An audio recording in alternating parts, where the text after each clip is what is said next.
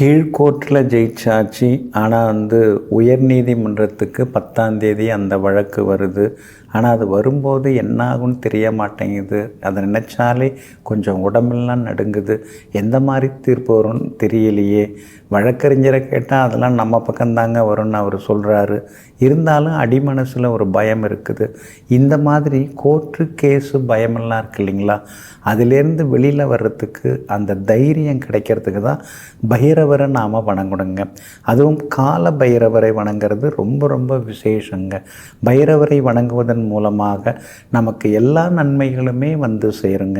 இன்றைக்கி பாருங்கள், பீஷ்மாஷ்டமி அதே மாதிரி துர்காஷ்டமி, இந்த 2 அஷ்டமியும் சேர்ந்து வரக்கூடிய நாள் இன்றைய நாள். ரொம்ப ரொம்ப விசேஷமான நாள். அதே மாதிரி வெள்ளிக்கிழமை வந்திருக்கிறதுனால ஸ்ரீ துர்காதேவிக்கு இன்றைக்கி நீங்கள் நெய் தீபம் ஏற்றலாம், நல்லெண்ணெய் தீபம் ஏற்றலாம், எலுமிச்சப்பழ தீபமும் ஏற்றலாம், எலுமிச்சம்பழ மாலை அணிவிக்கலாம்.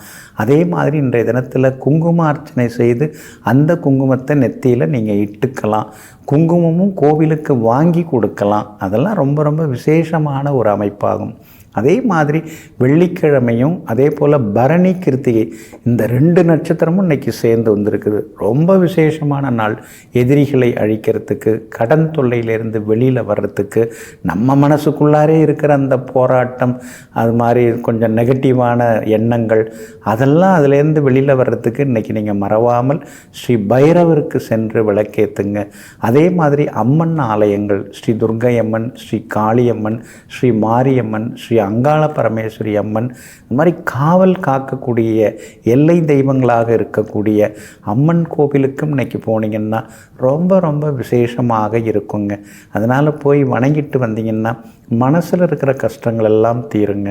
நோயிலிருந்து விடுபடுவதற்கும் நீங்கள் அஷ்டமி திதியில் பைரவரை கூப்பிடலாம்.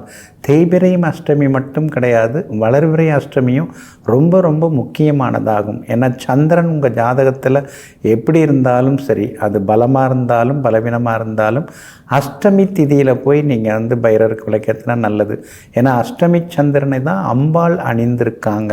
அதனால்தான் அஷ்டமி திதி நடக்கும்போதெல்லாம் அம்பாளையும் சேர்த்து வழிபட்டோம்னா நமக்கு நிச்சயமாக நல்லது நடக்குங்க. இப்போ இருக்கிற காலகட்டத்தில் அஷ்டமத்து சனி கடகராசிக்காரங்களுக்கு நடக்குது. சிம்மராசிக்காரர்களுக்கு எல்லா வகையிலுமே தொந்தரவு தரக்கூடிய கண்டகச்சனி ஓடின்னு இருக்குது.